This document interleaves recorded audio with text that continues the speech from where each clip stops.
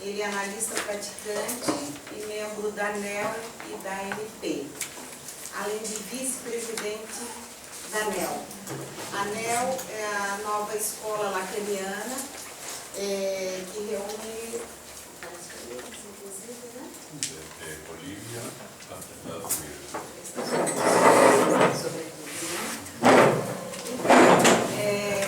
Fernando então, tem que Medellín para trabalhar conosco esses 3 dias. E hoje ele aceitou um convite que fizemos de última hora, um plus, né? Fizemos um suplemento de trabalho a José Fernando, e ele então propôs trabalhar aqui nessa conferência com o tema Laço Social, Psiquiatria e Psicanálise, 3 semblantes de adicto. Então, agradecendo também a presença de vocês, eu nesse momento passo a palavra para a senhora.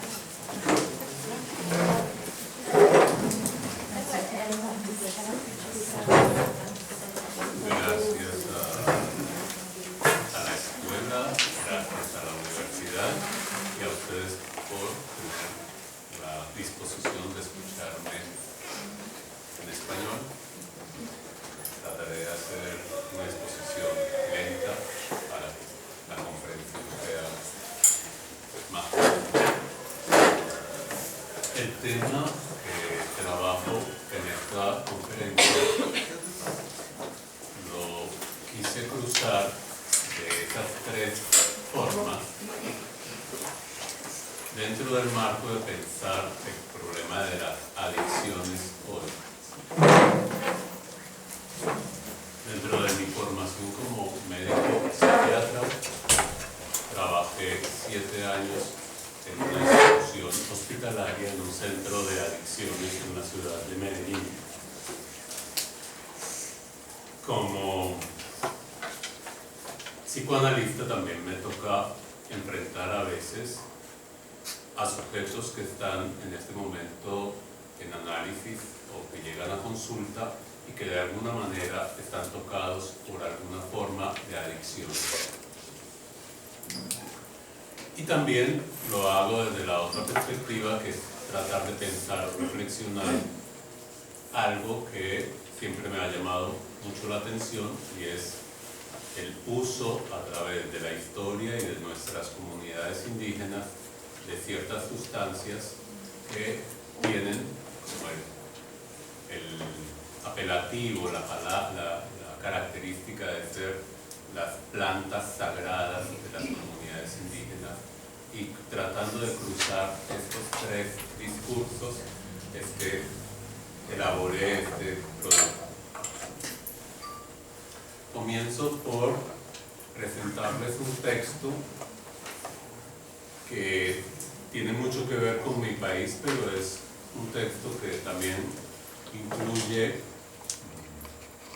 la zona, diríamos, norte de Latinoamérica e incluso Centroamérica.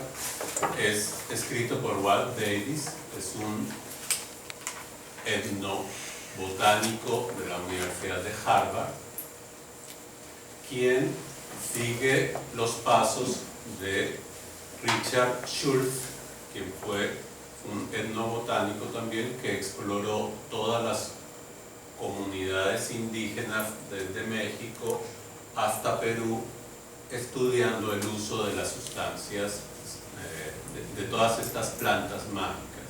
Es un texto muy bonito, espero que esté traducido, si no, hagan el esfuerzo de todas maneras de leerlo, donde hay bastantes elementos de tipo cultural, antropológico, que pueden ayudarnos a pensar bastante el asunto.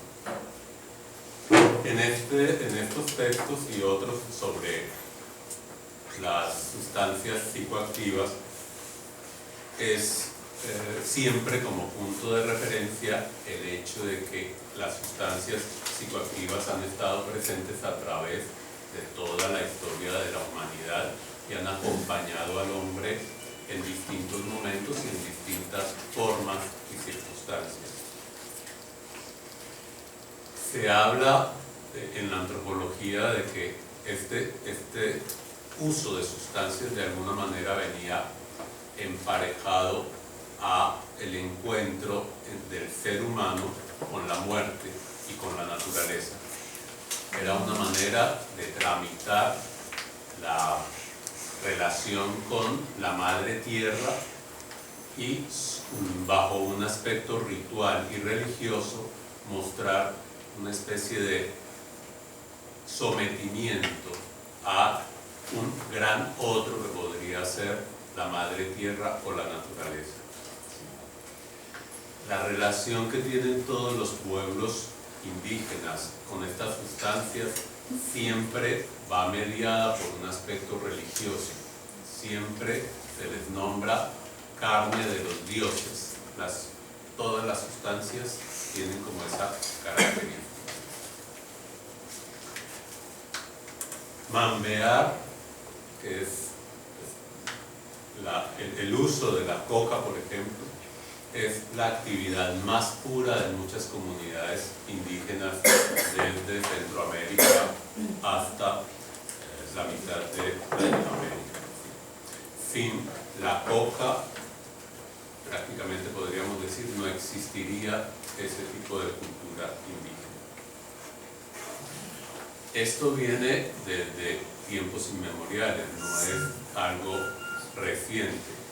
Las ceremonias religiosas, por ejemplo, las ceremonias del juego de la pelota en México, venían siempre acompañadas del uso de sustancias psicoactivas. Se hablaba de cómo las festividades, todas las festividades siempre estaban mediadas por el uso, por ejemplo, del yagé o de la coca. Esto en nuestras culturas, porque en Occidente también, pues desde los griegos, desde el papiro de Eber, hay todo un historial de cómo se utilizaban estas sustancias, incluso en ceremonias de tipo político. Se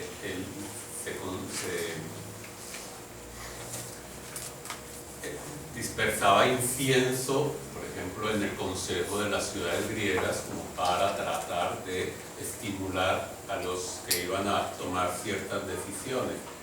En la Grecia están los llamados misterios eleusinos, no sé si han oído hablar de ellos. Eran unas festividades en donde se congregaba una parte de la población, se consumía un hongo y se dice que grandes filósofos pasaron pues a través de esta experiencia de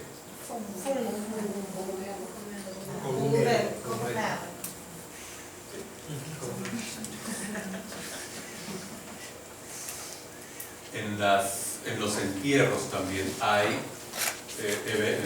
documentos de que hay siempre la posibilidad de enterrar al muerto con algo de sustancias psicoactivas para que ayudaran en el viaje hacia otras dimensiones.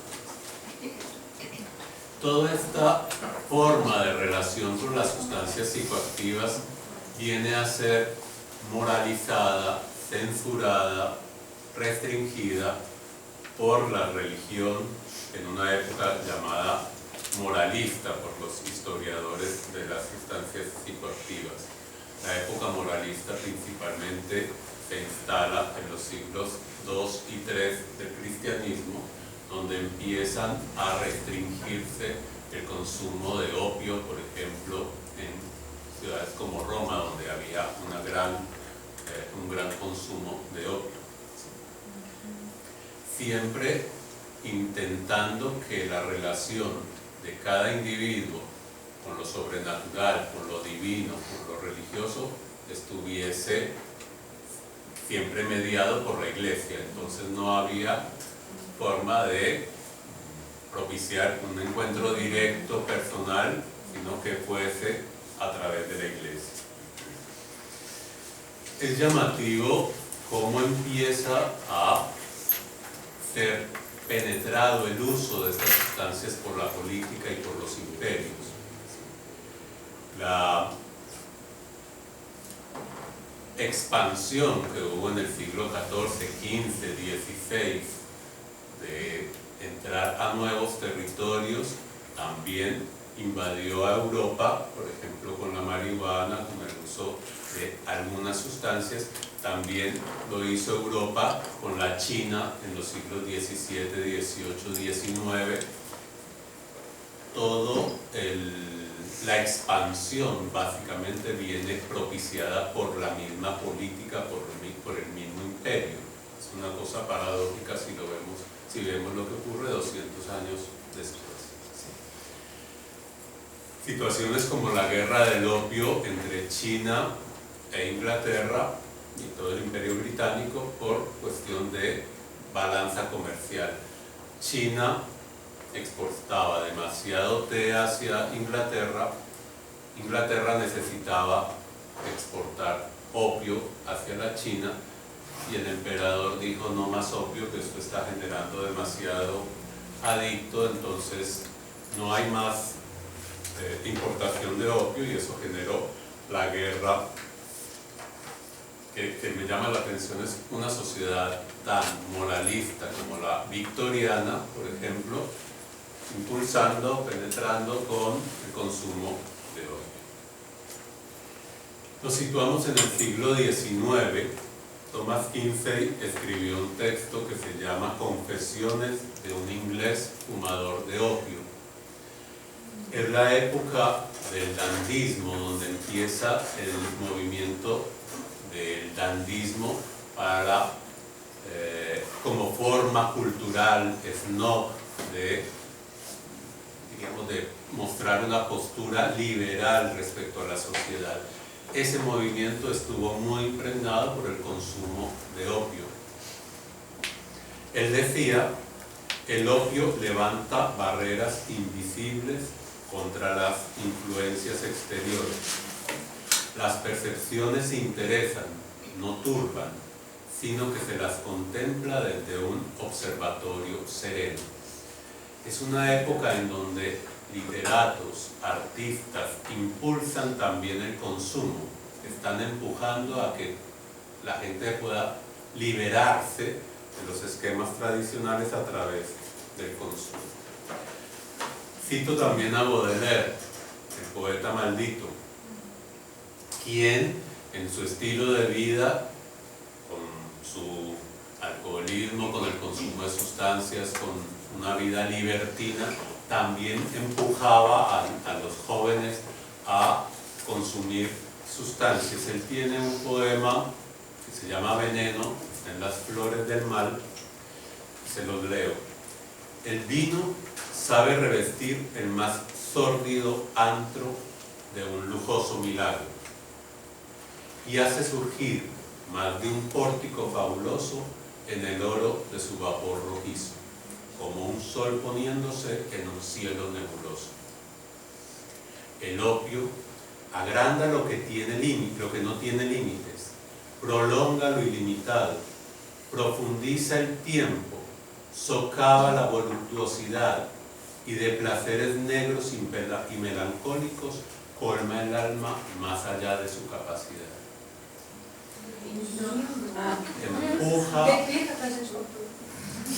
se llama El Veneno, lo pueden ver en Las Flores del Mal.